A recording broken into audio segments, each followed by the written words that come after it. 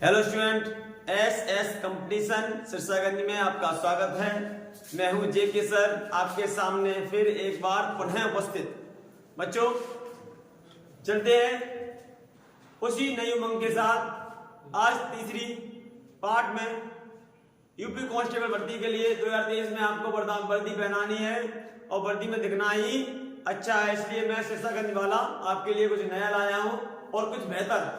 और बेटे, जितना हो सके करने की पूरी कोशिश कर रहा हूं, सीख रहा हूं, सिखाने की कोशिश कर रहा हूं।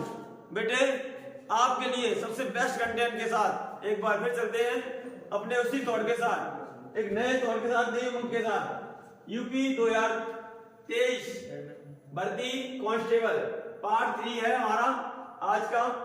और बेटे, हमारी दो वीडियो अगर आपने नहीं देखी है, दो पार्ट्स नहीं देखे हैं, तो आप नीचे डिस्क्रिप्शन लिंक से आप उस पार्ट को देख लें या ऊपर आई बेल बटन से देख लें। चलते हैं बेटे इसी थॉट के साथ।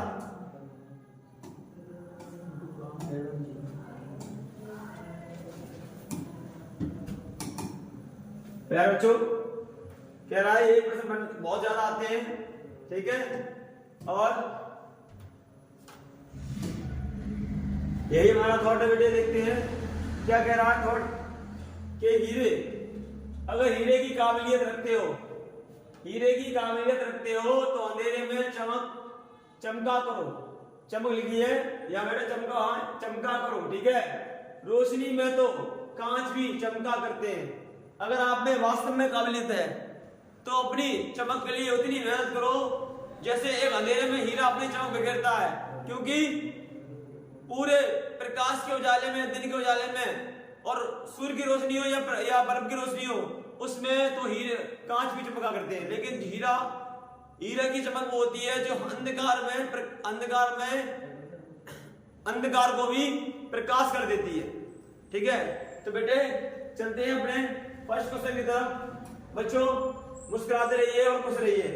फर्स्ट क्वेश्चन की तरफ इशारा करते हैं। फर्स्ट क्वेश्चन क्या कह रहा है हमारा कि बाबर के वंशजों की राजधानी कहां थी? बाबर, पता है बाबर कौन था? मुगल काल का प्रथम शासक, जो जिसने भारत में मुगल काल की नींव रखी, जो चंगेज खां का वंशज था, हमें पता है। लेकिन वो आया कहां से था? ऑप्शन आपके सामने है। इसके वंशज की राजधानी कहां थी? काबुल थी या ढाका थी या आपकी समरकंद थी या टोक्यो थी? तो बेटे, आप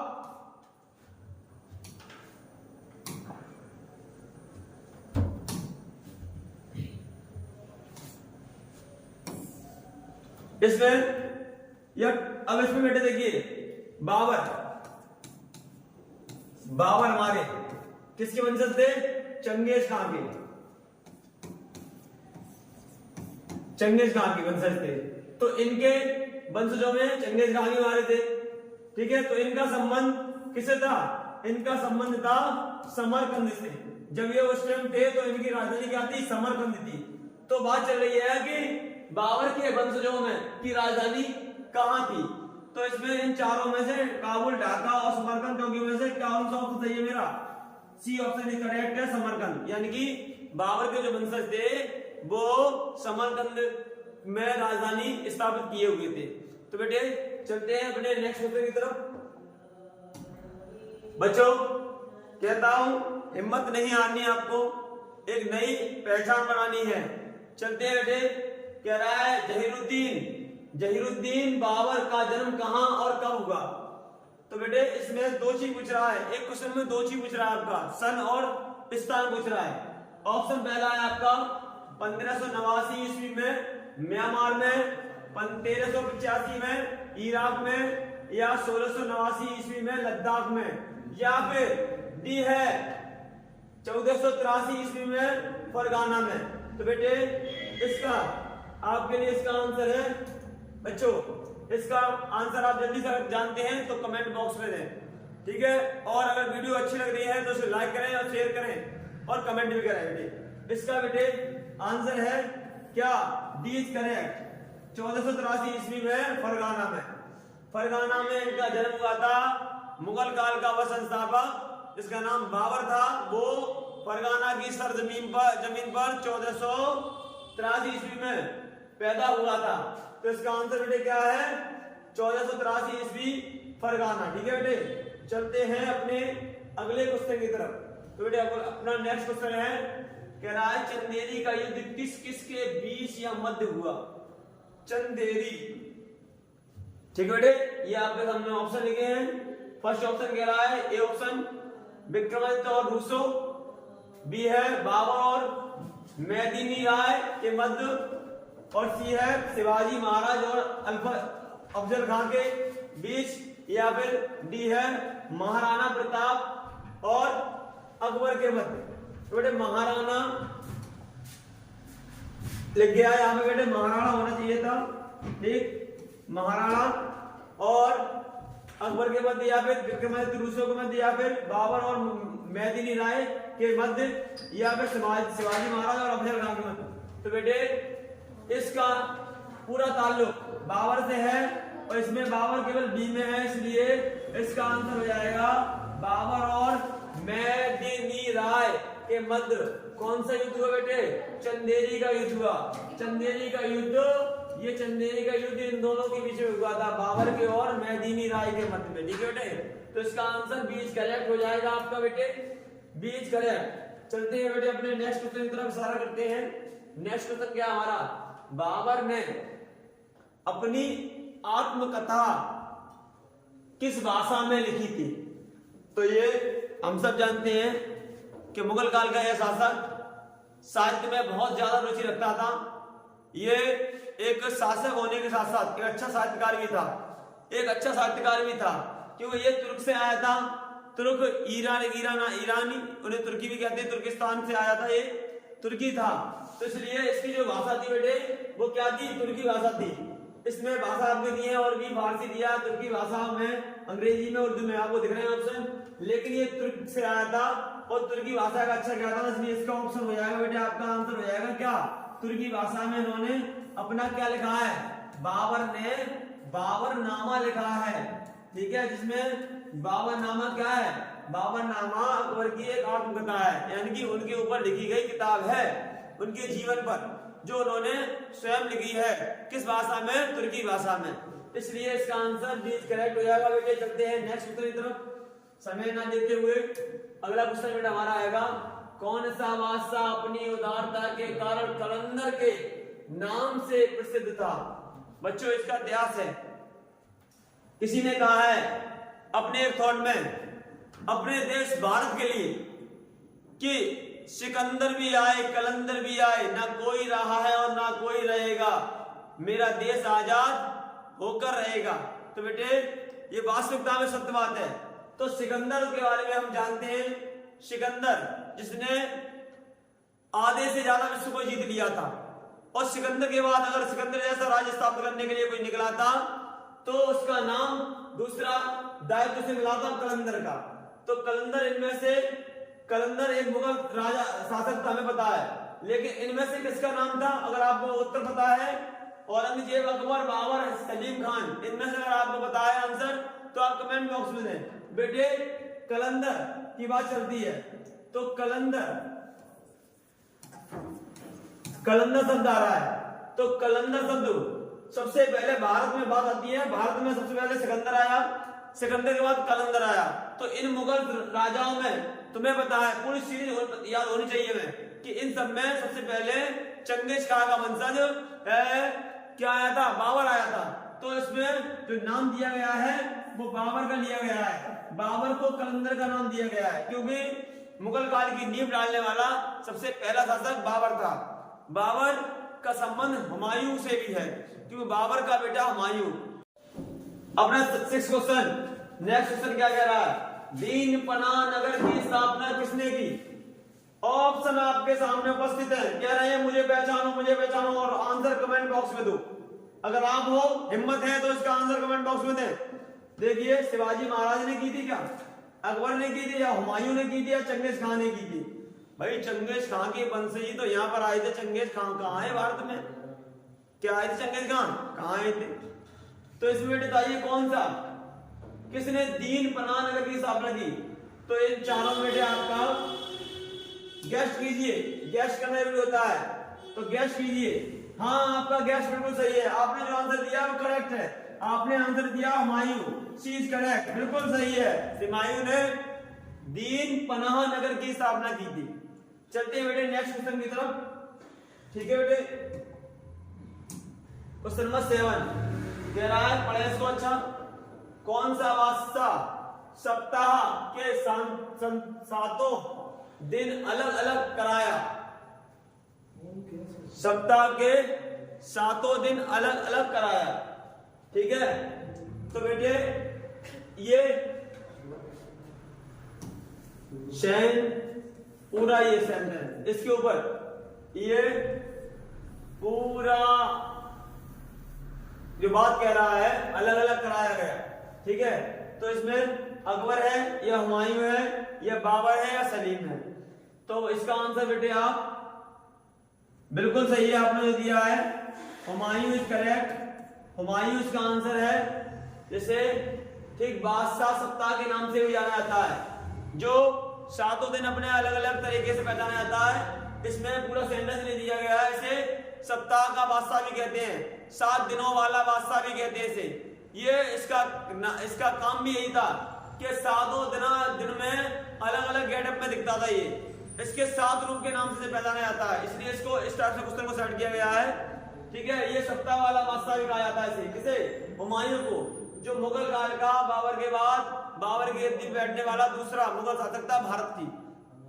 ठीक है, भारत में। ठीक, तो बेटे चलते हैं अगले क्वेश्चन की तरफ। गंगा लहरी नामक रचना किसके शासनकाल में रचित हुई? गंगा लहरी, तो बेटे गंगा लहरी के टाइम पे आपको पूरा याद आएंगे। उससे पहले ऑप्शन देख लेते हैं बेटे, गंगा लहरी किस के शासनकाल में रचित हुई, यानी कि इस रचना का उद्गम हुआ किसके शासनकाल में? क्या अकबर के में, क्या महाराणा सांगा के काल में, क्या फिर शाहजहां के काल में, या अशोक के काल में? बेटे इन चारों में ऑप्शन आपका ठीक है जो सही है वो शाहजहां के शासनकाल में हुआ था।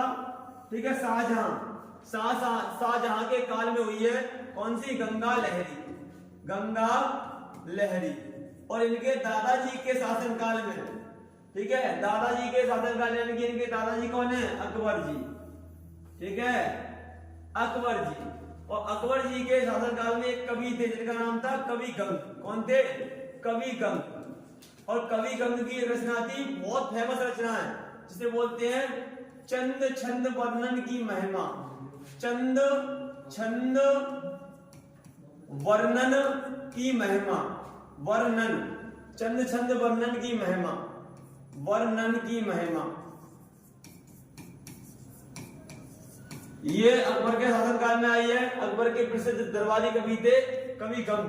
कवि गंग ने चंद छंद वर्णन की महिमा दी है। उसी तरह शाहजहां के शासनकाल में गंगा लहरी आई है।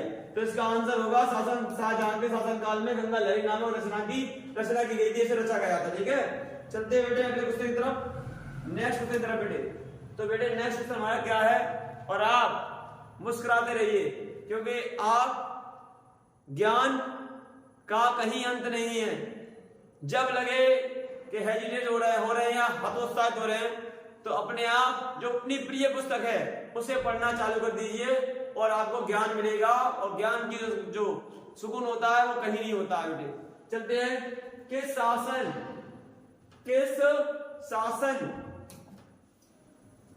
शासन बेटे थोड़ा यहाँ पे मिसप्रिंट हो गया है। यहाँ पर आएगी पूरी बात बेटे। यहाँ पे आपको लिख के दे रहा हूं मैं शासक। ठीक है बेटे, शासक की बात चल रही है, शासक। यहाँ मिसप्रिंट हो गया है, शासक ने।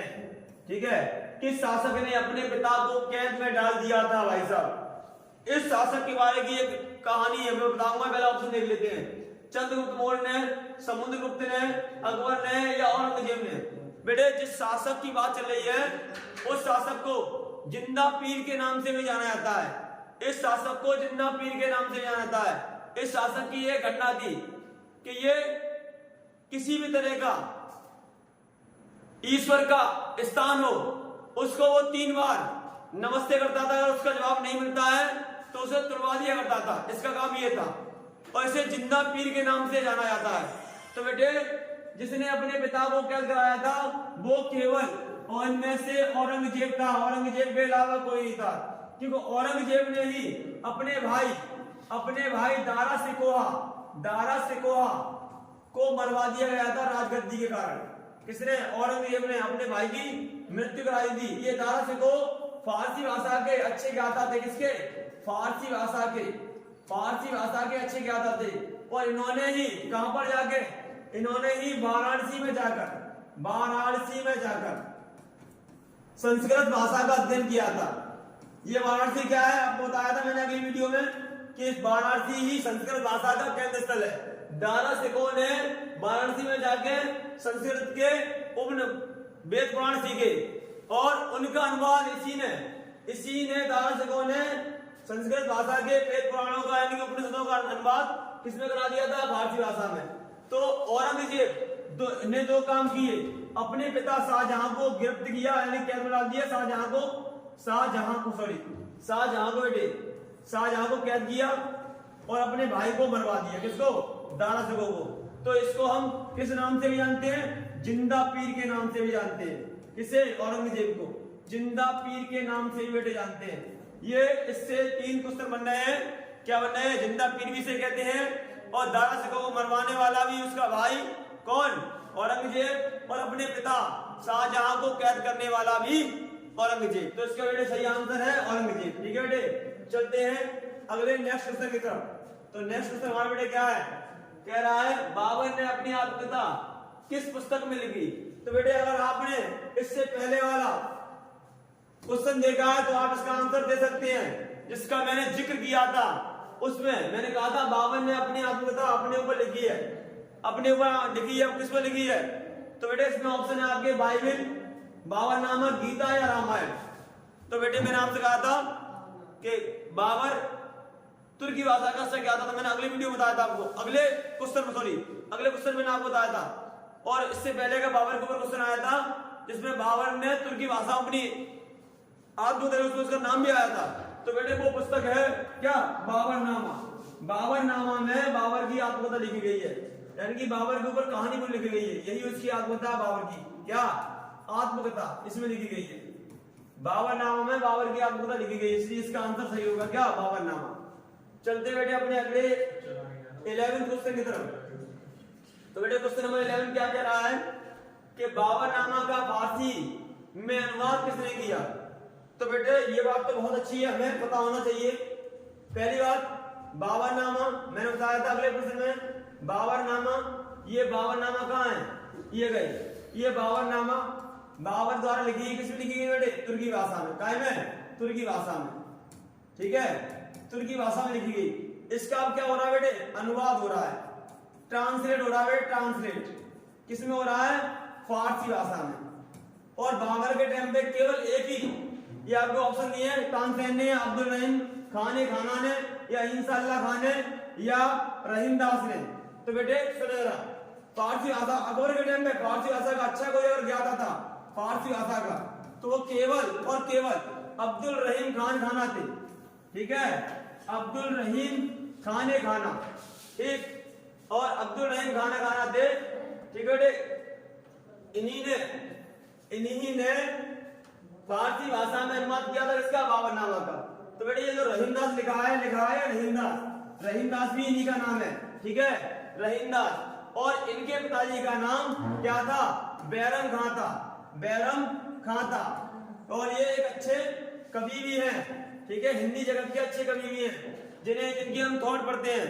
इनका ये रहीमदास का ही पूरा नाम है अब्दुल रहीम खाना। ठीक है, अब्दुल रहीम खाना ने ही किसका अनुवाद? इसका तुर्की भाषा के बाबरनामा का अनुवाद फारसी भाषा में किया था। ठीक है बेटे, फारसी भाषा में किया था। और इनके थॉट हम पढ़ते भी हैं, रहीमन पानी राखी है, फिर पानी सब सून, पानी गई न उबरे मोती मानुष चून। ठीक है, तो ये इन्हीं का थॉट है। ठीक, और इन्हीं ने कहा था। और ये बैरम खां कौन थे? बैरम खां हुमायूं के टाइम पर थे, हुमायूं के साथ रहा करते थे। जब अकबर 13 वर्ष की गद्दी पर, सम्राट अकबर की बात चल रही है, अकबर 13 वर्ष की अवस्था में जब गद्दी पर बैठा था तब अकबर का संरक्षण इन्होंने किया था, क्योंकि उस टाइम उनके पिता हुमायूं मौजूद नहीं थे, जो मृत्यु को प्राप्त कर चुके थे। इसलिए इसका इतिहास तो बहुत लंबा है, लेकिन अभी जितना है उतना बता दिया बेटे। तो इसका आंसर हो जाएगा रहीम अब्दुल रहीम खान खाना, बी ऑप्शन सही है। और बेटे इसका अगर ये होगा, अगर ये ना होगा तो ये भी जवाब आपको सही माना जाएगा, रहीम दास। ठीक है, तो बेटे चलते हैं, अभी तो बात करिए अब्दुल रहीम खान खाना की। ठीक है, चलते बेटे नेक्स्ट क्वेश्चन की तरफ अपना। तो बेटे आपका अगला क्वेश्चन है क्या, मुबैयान नामक पद शैली का जन्मदाता किसे माना जाता है बेटे? तो आपके सामने बेटे ऑप्शन है आमिर खान को, बाबर को, सोहेल को, अल्ताफ को। तो बेटे ये आपका ऑप्शन है। ठीक, तो ये आमिर खान जी तो आप जानते हैं, ये भारत के एक अभिनेता हैं आमिर खान जी, उनका भी नाम आमिर खान है। और सोहेल भाई एक मुझे पता है, कहीं तक मुझे ध्यान है, ये उत्तर प्रदेश के बॉडी बिल्डर भी रह चुके हैं सोहेल, जो जिला प्रयाग से बिलोंग करते हैं। और अल्ताफ अपने टाइम के एक सिंगर भी रह चुके हैं, अब हमारे रह चुके हैं, इनसे इनका कोई संबंध नहीं है। मुबैयान नामक पद शैली से इनका कोई संबंध नहीं है। अब इस शैली से संबंध किससे रह गया, केवल बाबर का। ठीक है, बाबर ने ही इनका इस शैली का उद्गम किया था, इसके पिता यही हैं, इन्हीं ने इनको जन्म दिया था। ठीक है बेटे, चलते हैं अगले नेक्स्ट क्वेश्चन की तरफ। तो अगले नेक्स्ट क्वेश्चन की तरफ बेटे हम लोग चलते हैं नेक्स्ट क्वेश्चन की तरफ। कह रहा मुगल वंश का सबसे प्रसिद्ध, ये बेटे बहुत अच्छा प्रश्न है और सबसे ज्यादा परीक्षा में पूछा जाने वाला प्रश्न है, क्योंकि इसका इतिहास मैं भी बता चुका हूं। मुगल वंश का सबसे प्रसिद्ध राजा कौन था? तो बेटे मुगल वंश में बात चलती है तो बता दी जाती है। देखते हैं मुगल वंश में आपके सामने ऑप्शन है, क्या शाहजहां है, या अकबर है, या बाबर है, या सलीम खान है। तो बेटे अब आपके सामने सलीम खान नाम 2 बार आ चुका है, तो सलीम खान का मैं सही नाम उजागर कर देता हूं, क्या जो आपके लिए लाभदायक रहेगा। यही है हमारे जहांगीर जी। ठीक है, जिनको अकबर ने बहुत मिन्नतों से मांगा था और अजमेर में स्थित ख्वाजा मुइनुद्दीन चिश्ती की दरगाह पर मांगा था। उन्होंने कहा भी था कि मेरे पास तुम्हें कुछ नहीं मिलेगा, तुम्हारे ही राज्य में एक ऐसे संत हैं, सूफी संत हैं, जिनका नाम शेख सलीम चिश्ती है, अगर तुम उनके दर पर जाओगे तो तुम्हें तुम्हारी औलाद भी मिलेगी। और तब उनको अकबर को एक बेटा पैदा हुआ था, जिसका नाम उन्होंने उन्हीं के नाम पर सलीम शेख चिश्ती के नाम पर उसका नाम भी सलीम रखा, जिसके बचपन का नाम सलीम था। लेकिन वो आगे चलकर किसके नाम से प्रसिद्ध हुआ? जहांगीर के नाम से। लेकिन बेटा मेरा क्वेश्चन है, मुगल वंश का सबसे प्रसिद्ध, मुगल काल का सबसे या मुगल वंश का सबसे प्रसिद्ध शासक कौन था? तो बेटा इसमें सबसे प्रसिद्ध शासक है कौन? अकबर। ठीक है, और मैंने अकबर का हिस्ट्री आप इनसे बता दी है कि अकबर का एक बेटा यही था जहांगीर, जिसका नाम बचपन का क्या था? सलीम। ठीक, और अकबर ही वो शासक है बाबर के बाद, बाबर और अकबर इन लोगों सॉरी हाँ अब तक मुगल काल में सबसे ज्यादा ठीक है शासन करने वाला कौन था? यही अकबर। और अकबर के बाद सबसे ज्यादा अकबर ने किया शासन, सबसे ज्यादा अकबर ने। और उसी जितना लगभग किसने किया? उसके लगभग परपोते कर सकते थे औरंगजेब ने। तो इन 2 लोगों ने, औरंगजेब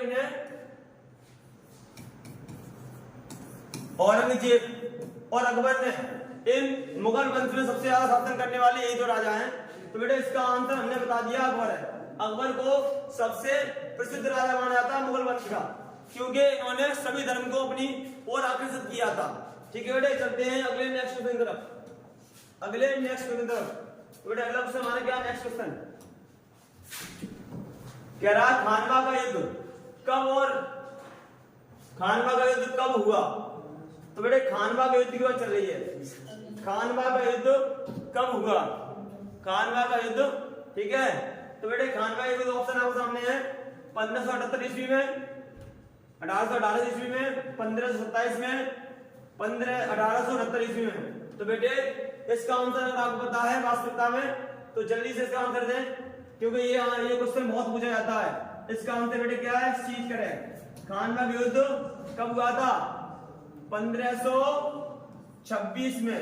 लेकिन खानवा के युद्ध से पहले एक युद्ध हो चुका है, किसका? पानीपत का युद्ध। पानीपत का युद्ध, पानीपत का युद्ध हो चुका है कब? 1526 ईस्वी में। और बेटे किस किसके मध्य हो चुका है ये युद्ध?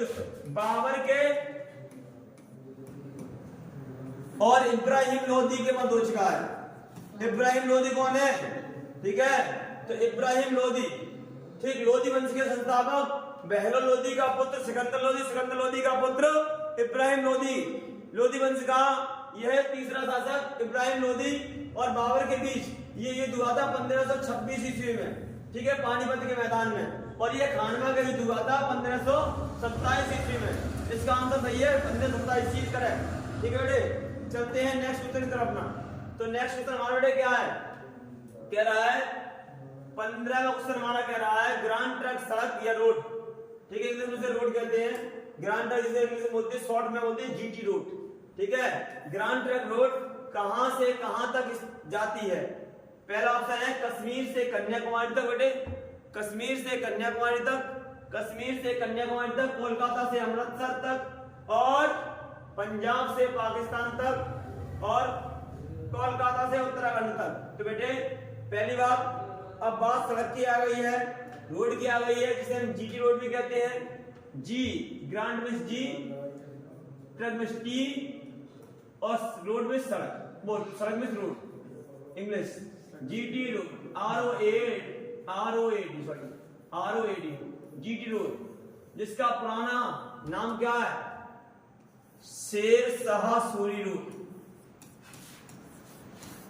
शेर शाह सूरी रोड, ठीक है, ये नाम है। और ये किसने बनवाया था? शेर शाह सूरी ने, सूरी वंश का संस्थापक शेर शाह सूरी। इनका भी थोड़ा सा इतिहास खोल लेते हैं, ठीक है। शेर शाह सूरी जी ने बनवाया था। ये सूरी वंश के संस्थापक थे। कौन से वंश के? सूरी वंश के बेटे संस्थापक थे शेर शाह सूरी, सूरी वंश के संस्थापक थे, ठीक है। जिनके बचपन का नाम, जिनके बचपन का नाम बेटे, बचपन का नाम, जिनके बचपन का नाम, बचपन का नाम बेटे क्या था? फरीद था। क्या था? फरीद था। लेकिन इनका नाम शेर शाह सूरी कैसे पड़ा? जब ये छोटे थे, बचपन में थे, लगभग उम्र बहुत कम थी, 10 या 12 साल की, तो उन्होंने अपने मालिक को बचाने के लिए एक शेर को मार डाला था। किस मार डाला था? शेर को। अपने मालिक की जान की रक्षा, जान माल की रक्षा करने के लिए उस शेर से भिड़ गए थे, और अंत में उस शेर को, इनने उस शेर का अंतिम संस्कार कर दिया, उसे मार डाला था, ठीक है, उसे मार डाला था, जिसके कारण इनका नाम शेर शाह पड़ गया था, जो आगे चल के किस नाम से प्रसिद्ध हुआ? शेर शाह सूरी के नाम से।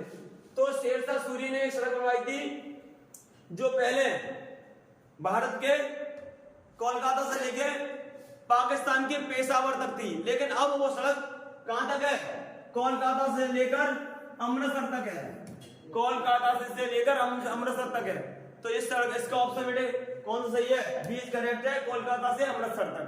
तो ये इतिहास के पन्नों में जो घटनाएं लिखी हुई हैं वो याद भी होनी चाहिए, तभी इतिहास, इसलिए इतिहास होता है। इतिहास कहता है कुछ काम ऐसा कर जाओ कि नाम हो जाए, और नाम इतिहास के पन्नों में लिख जाए। तो आपको नाम करना है, नाम के लिए मेहनत करनी जरूरी है, और हिम्मत नहीं हारनी है। कौन क्या कहता है कहने दो, लोग आते हैं और चले जाते हैं। नाम करने के लिए लगे रहो, हिम्मत मत हारो, जब तक हिम्मत मत हारो, जब तक कि आप उस लक्ष्य तक ना पहुंच सके। चलते हैं बेटे अगले नेक्स्ट क्वेश्चन की तरफ। नेक्स्ट क्वेश्चन की तरफ बेटे हम चलते हैं। तो हमारा बेटे नेक्स्ट क्वेश्चन, क्वेश्चन नंबर 16 कह रहा है महाराणा प्रताप ने अकबर को कितनी बार हराया? ये बात बेटे बहुत कम लोग जानते हैं कि महाराणा प्रताप ने अकबर को भी हराया है, यानी कि अकबर को नहीं तो अकबर की सेना को, अकबर को ही माना जाएगा, अकबर की सेना को हराया है। पता है, बात करता हूं कि महाराणा प्रताप को अकबर ने भी हराया था, लेकिन बात क्वेश्चन में क्या है? महाराणा प्रताप ने अकबर को कितनी बार हराया? तो बेटे इसके आपके ऑप्शन दिए हैं, ठीक, 1 बार, 2 बार, 3 बार, 4 बार, ठीक है, ABCD दिए, इसमें वो लिख गया 0 बार, एक भी बार नहीं, तो 5 ऑप्शन दिए हैं, लेकिन यहाँ 4 लिखे हुए बेटे। तो मैं आपका सही ऑप्शन बता दे रहा हूँ, ठीक। इसका सही उत्तर है बेटे क्या? इसका सही उत्तर है, ठीक, इसका बेटे सही उत्तर है क्या? 3 बार, ठीक है, 3 बार हराया है। किसने?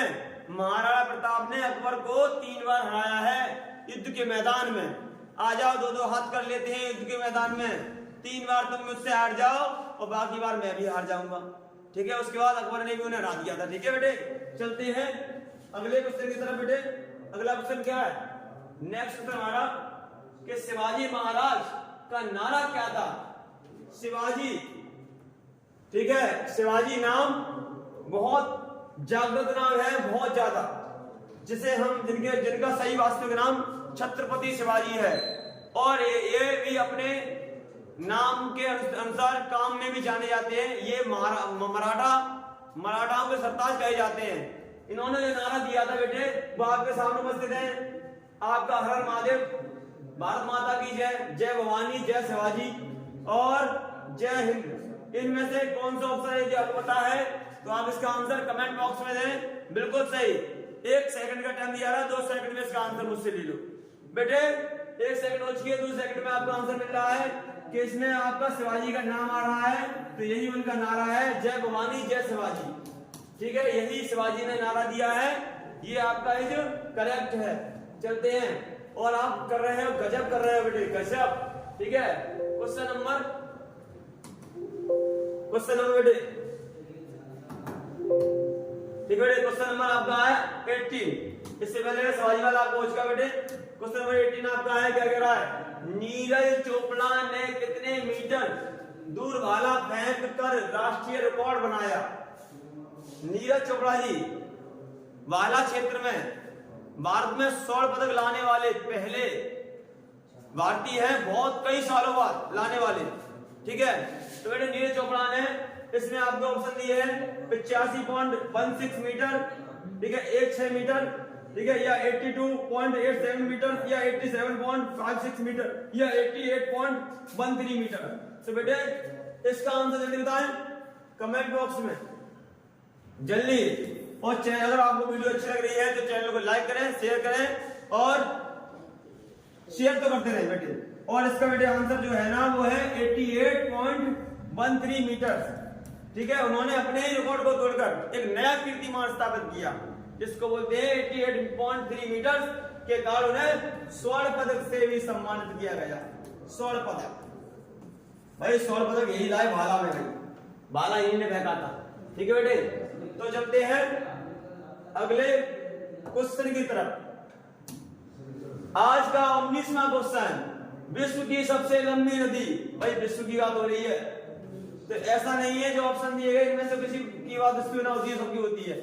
तो ये आपके सामने गंगा यमुना सरस्वती या नील, गंगा यमुना सरस्वती या नील, सबसे लंबी नदी की बात चल रही है बेटे।